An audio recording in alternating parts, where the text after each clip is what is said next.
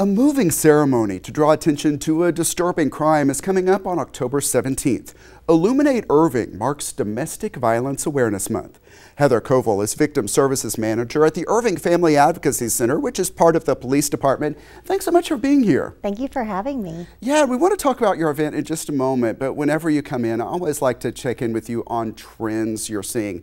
And one involves social media. Please explain. Absolutely. Well, technology has been an ongoing challenge for victims of domestic violence to get safe and to be safe from their abuser. And social media is an ever-evolving field.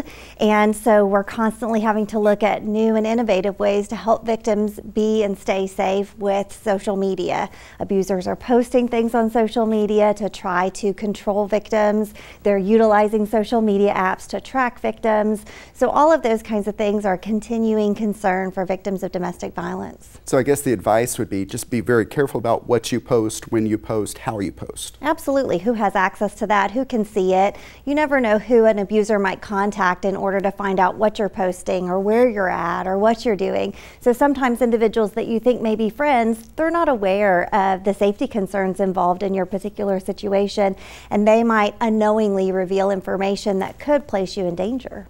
And drawing attention to all of these issues is the idea behind Illuminate Irving, putting a light on this crime that people are sometimes hesitant to talk about.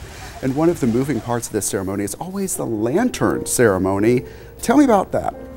So we wanted to do something to honor those who have suffered an atrocity, which domestic violence is just that. It's a terrifying situation for so many.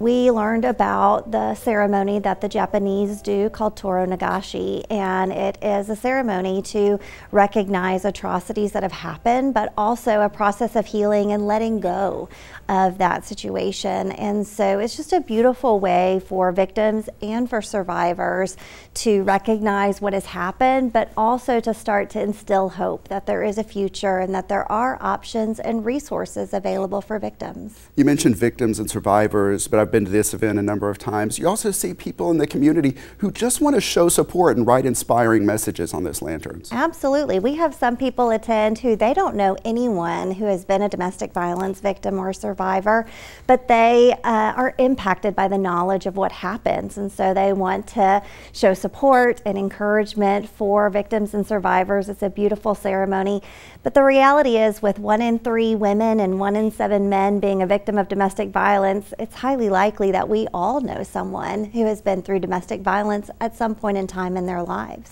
And of course, there are booths, exhibitors where people can learn more about the various resources available throughout the year. And at the Family Advocacy Center specifically, what resources can you provide year-round? So our program through the Victim Services Unit, we work with victims to make sure those immediate needs get taken care of. For a lot of our victims, they don't have a safe place to stay. They don't have financial support.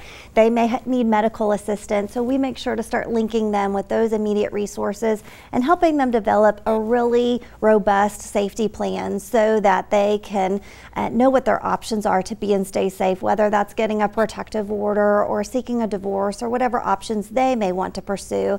And then we also offer free ongoing counseling services at the Advocacy Center. So that's a wonderful option. You know, domestic violence doesn't just affect the victim, it also affects their children and other individuals in the family. So our Family Advocacy Center provides those services at no charge.